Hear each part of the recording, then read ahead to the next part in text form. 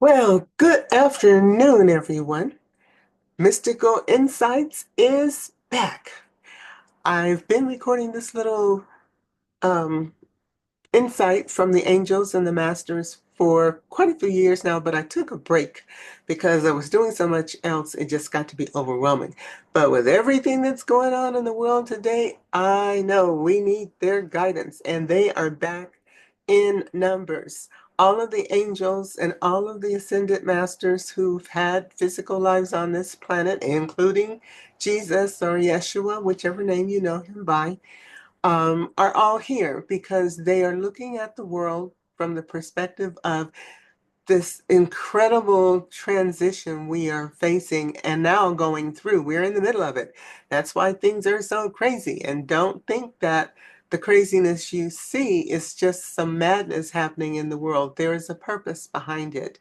And today I'm going to talk about the present situation. We are approaching the spring equinox. Equinoxes are times, 2 times a year, the spring and fall, where the sunlight is hitting the planet evenly. It's like right at the equator. So the north and south hemispheres are getting an equal or pretty much equal amount of daylight and darkness. And that brings a balancing, a shifting, uh, changes that affect us greatly. This particular equinox is bringing a lot of celestial energy from the sun and from other places in the universe that are supporting us through this process. But we are, like I mentioned earlier, we are in this process now very, very deeply in it. So what we're receiving now are the support from the planets. You know, you've heard that there are like 7, 8, 9 planets lined up in the sky. And when I say nine, I'm including Pluto. I still resent the fact that they deplanetized Pluto, but we are all on the same side of the sun. And so when you can think about the sun sending out all this energy, we are all getting it. And it's no accident that those planets are lined up the way they are. They're intelligent beings, in worlds, um, different from us. They have round bodies, but they are so sophisticated and so far ahead of us that they support life systems like the Earth. She supports the life systems with, a gazillion different life forms and elements right here on this planet. Well, we may look at the other planets and think that they're all dead rocks, and that they're not. They're full of life that is suited for their environment and where they are in their development. So that being said, we need to take seriously what's going on here. We're receiving support from the archangels, the spiritual realm itself, and the ascended masters. The ascended masters, like Jesus, were those beings in antiquity as we know it, that had physical lives on this planet, and they reached a level of ascension, which is what we are being offered at this point in time. They reached those levels of ascension way back when, and they still have a physical connection to us here. So when they realized, or when it came time for us to go through it as a civilization on planet Earth, they all came back doing their part to help support us because they know what it takes to get through it, and they're helping us. Well, this particular equinox, which is spring in the north and fall in the south, is bringing a lot of additional energy, transitional, transformational energy from the sun. And we see the planetary responses and actions with all the weather changes and um, planetary changes. I mean, things are happening that we've never seen before. We are seeing species of other kinds, all seemingly coming together and communicating and connecting in ways that we've never seen before. I'm loving watching some of the reels about the pets and cats and dogs. They're starting to walk upright, who are learning to talk to us. There are these, I don't know what they call them, but they're little bubble toys or whatever that people are buying for their pets, and they record words on the various bubbles, and their pets are able to go and step on these bubbles and say the words, conveying messages to their owners. And it's mind blowing that they are understanding enough of what they're saying to actually communicate. I saw one the other day.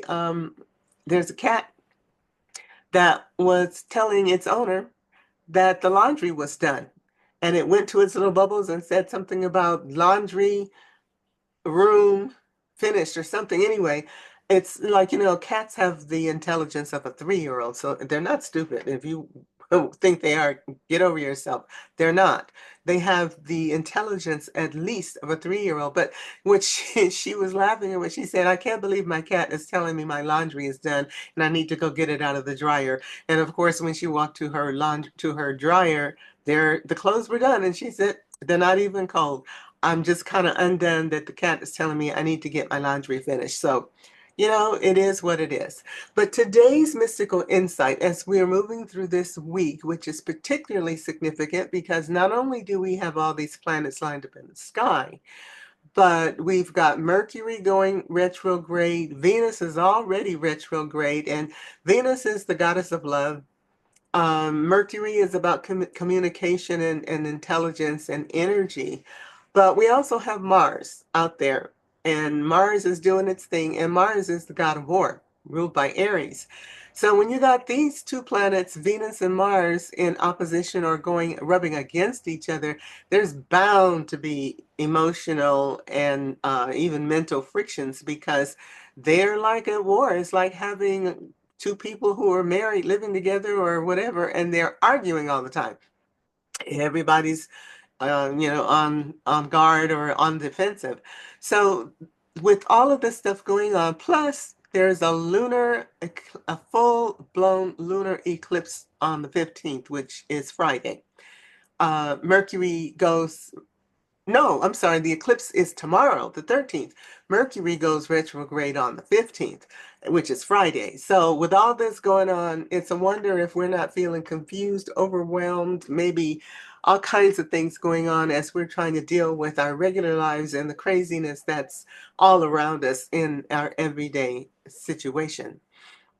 So, today's mystical insight deals with illusions, delusions, and miracles. Wow, ain't that the truth? And I know some of you are in the middle of some of those delusions and illusions, but look for your miracle because that's available to you too.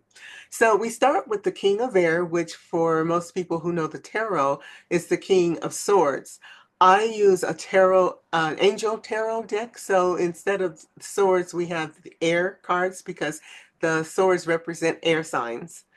And today the king is saying, you may find yourself being asked or required to make some tough decisions. That's because you are a natural leader, even if you don't feel that you are. It's times like these when you'll be asked to step up and take control of a situation or create a solution in your own life that may also affect others. Be fair and compassionate and take the time to fully understand what's going on so you can make decisions that make sense and takes everyone into consideration. This isn't the time to be selfish or careless because the outcome could bring undesirable results. But you're not alone. You have people who can advise you or at least listen to and help guide you to the right solutions. Ask for help from those you trust and consider their suggestions. They may contain the keys and answers you seek. There's a full lunar eclipse on the 13th, and Mercury's going retrograde on the 15th. So there could be a lot of stress when it comes to communication and thinking things through. Yep, the universe is adding its 2 cents to the mix, and that only complicates matters. But the air cards, the swords, focus energy on thinking, logic, mental clarity, and power. So be confident. Say what's on your mind, but be careful of the words you choose. It's important not to step on toes while trying to get your point across. Diplomacy will take you far if you think before you speak. And above all, please take care of yourself. In stressful times and situations, it's important to maintain balance and objectivity so you can stay grounded and focused. You already know what to do, but the process through this may be a little scary. Don't worry, the angels and masters have your back. Tune in and listen to your heart to receive the divine guidance you need. It will always lead you to the right choices and outcomes. Now, ascended masters have their contributions, and today we're hearing from Melchizedek. And he says the spiritual law of attraction is part of this equation. The situation has come to you via the spiritual law of attraction. You've attracted certain people or situations because they mirror your thoughts, emotions, and beliefs. In the same way, people and situations that you once found desirable are now moving out of your life as you've shifted your energy through your spiritual path. Like attracts like, and that means that everything and everyone that you draw into your life is similar to your thought patterns. If you want to change what or who you are attracting, hold more positive, loving, and joyful thoughts. The Ascended Masters and Angels can help you with this. This situation isn't a reward or a punishment. You've attracted it, which means that you can also repel or magnify it as you choose. You can change or heal the situation by elevating your thoughts to more positive levels. Your prayers and affirmations have attracted a wonderful new person or situation into your life. Now, Ascended Master White Tara says this is also a time for purification. Something about this situation needs cleansing and purifying. This could be a signal to purify your motives and intentions so that they purely are about the service and love and not about fear or competition. It could mean a purification of your body and diet, or it could simply mean adjusting your life so that all your actions are in integrity with your true beliefs. White Tara will support and assist this purification, ensuring that it's a harmonious process that brings great blessings to you and others. Put your whole focus into how may I serve or how may I give more love instead of what might I get out of this? What's in it for me? Does that sound like someone else we know? And everything will go a lot better. Affirm loving thoughts about yourself and others. Avoid chemicals and toxic substances. Avoid behaviors that lead to feelings of guilt or shame, as these all lower your self esteem. Leave situations that are out of integrity with your true beliefs and move forward. Also, we have Ascended Master Gautama Buddha, and he says, meditate. It's a call to meditate regularly. Your path, your body, your soul are asking for quiet time to reflect, think, and receive insights. Even a small amount of time devoted to daily meditation will bring you great gifts. No formal training is necessary. Simply sit quietly, close your eyes, listen to your breathing and to your inner voice. Be still and listen. Take some time alone. Be honest with yourself. And some people get all freaked out about meditation, but the truth of the matter is, it's very simple. It simply means, as said in the Bible, go into your secret closet where you can be with yourself. Shut out the world, close the door behind you, and pay attention to the voice, to the sound of the voice within, to your own heartbeat, to your own life force. It's speaking to you 24/7, but we are so distracted and busy with everything out here that we often fail to listen. Don't make meditation complicated or overly long, because the more difficult it is for you to do it, the less likely you are to continue. But meditation is a companion to prayer. You pray to ask for something to be delivered to you, for something to be resolved, for healings, for all kinds of things. You're asking the divine for something to benefit you. Well, meditation is when you get your answers. Meditation is when you go and sit and be quiet so you can listen, because sometimes prayers are answered, but we're so busy and distracted we don't hear the answer and we don't see the answers, because prayers can be answered in a, a gazillion different ways. But with meditation, you can you can rest assured that your answer will come.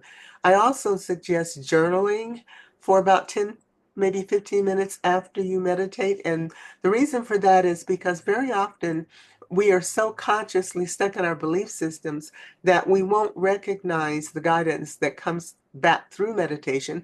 And sometimes the guidance doesn't come right away. But if you sit down and journal, write with your hand, or you can type it into your computer. But if you can sit down and do that for 10 or 15 minutes, and then maybe once a week go back and read what you've written, you're going to be blown away with the answers and guidance that comes through what you've written. And you won't even remember writing it or ever hearing it. And yet, there it is. So that's all for today. This is Sophia Lynn saying thank you for joining me. I hope this is valuable information to you. I may not be doing these 7 days a week, but I'm going to try to make it at least 3 or 4 days a week because I'm promoting um, my Joy and Soul Rejuvenation Network, which is just starting to pick up speed. And so I'm helping a lot of people who are looking for the answers, just like I'm giving you here. And the network is something special. I'm going to post this online, and you can find information in the description because I'm going to post the transcript as well. And at the bottom of the transcript, you'll find information about how to join the Joy and Soul Rejuvenation Network. We're going to have a bunch of fun, and you're going to find a lot of tools and ways to do exactly what's being recommended to you today. So love you much. Thank you again. This is Sophia Lynn. I'll see you next time.